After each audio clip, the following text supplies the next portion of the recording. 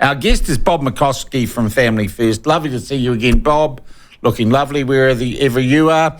How are you, Sean? Good. Now, look, the original reason I want to have you on, you've done some market research with Kyrian, and there has been some debate as to whether transgender and like sex or gender identity issues are an issue this election. Now, Chris Hipkins tells us it's an imported debate from overseas and they'll have no part of it. Luxon just seems to be looking the other way and telling all his MPs to look the other way, apart from Eric Stanford, I think. So you thought you'd do, I think, the smart thing. You'd ask New Zealanders, the people who are going to vote this election, what they thought about the issues. And I'm really interested for you to share with us what you found out.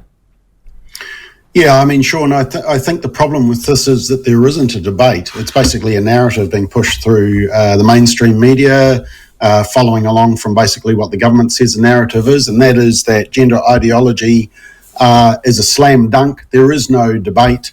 Basically, we can push our kids into the gender affirmative model and we can put them on puberty blockers and we can put them on cross-sex hormones and eventually into mutilation of their bodies.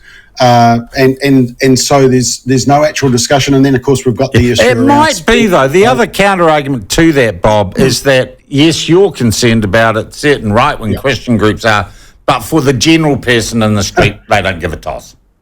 I wouldn't put it under right-wing Christian groups, Sean. Left-wing feminist groups. It's interesting who we're holding hands across the aisle. There are some very funny alliances being formed.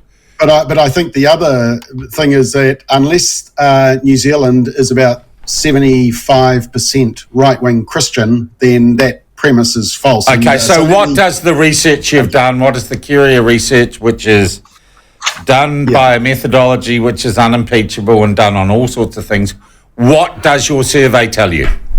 Yeah, and I think, Sean, people will immediately say, oh, it's Curia and it's research. Why don't you ask every single New Zealander? Well, that's how political polls are done, and I'm sure they're basically... A whole lot of market research is done that way, Yeah. Okay. So we asked, should children, primary school, be taught that they can choose their gender and that it can be changed through hormone treatment, surgery, if they want it to be?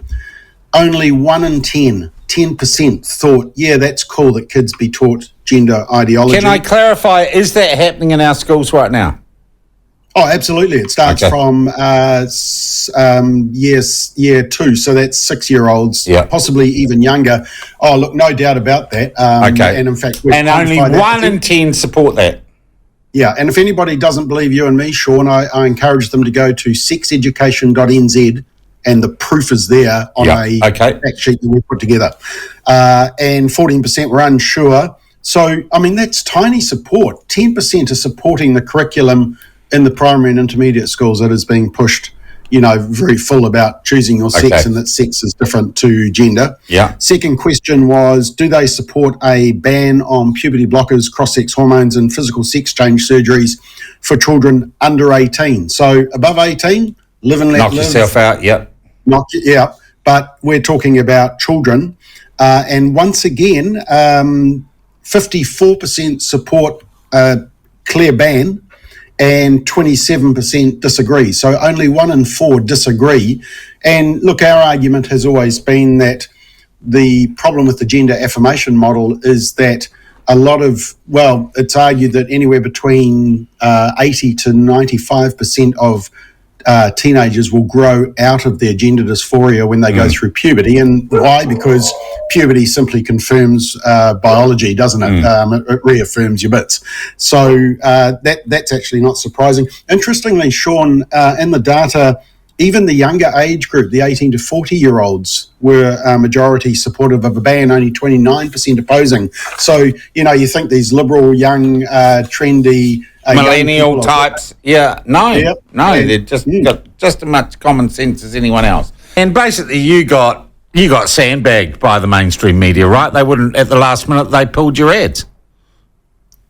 And a bit of collusion between the newspapers based on emails that we saw, but they might try and deny that. Oh, because they couldn't have advertisers doing something controversial.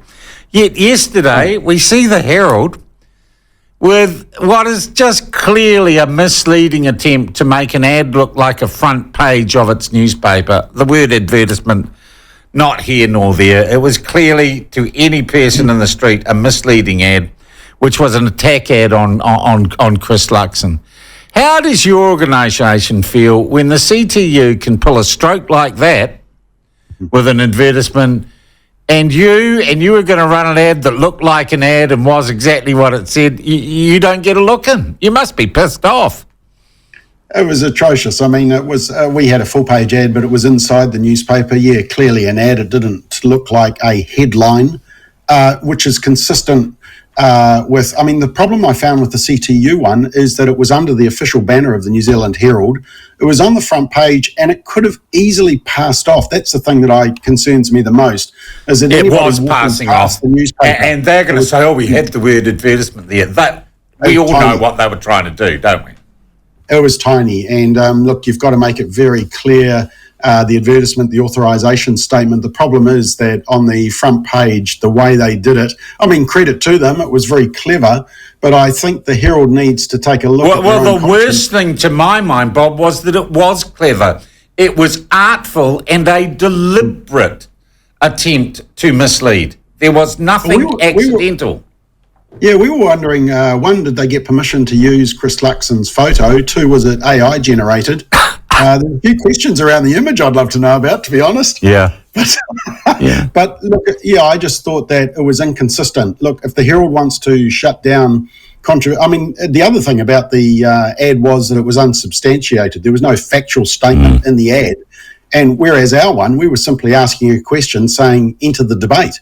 Be part of the debate. That doesn't seem to be offensive, but of course, this is the reason that we did the polling, because the legacy media are simply not willing to enter into a debate around gender ideology. And look, for those who've just joined in, Sean, if I was to sum up what our polling showed on gender ideology, I could crudely say that about 70% of New Zealanders oppose the whole men and girls sports, the gender ideology in our young schools, the chemicalising and castrating of kids. About 10 to 15% are fully on board with it, and probably all come from the media or Wellington.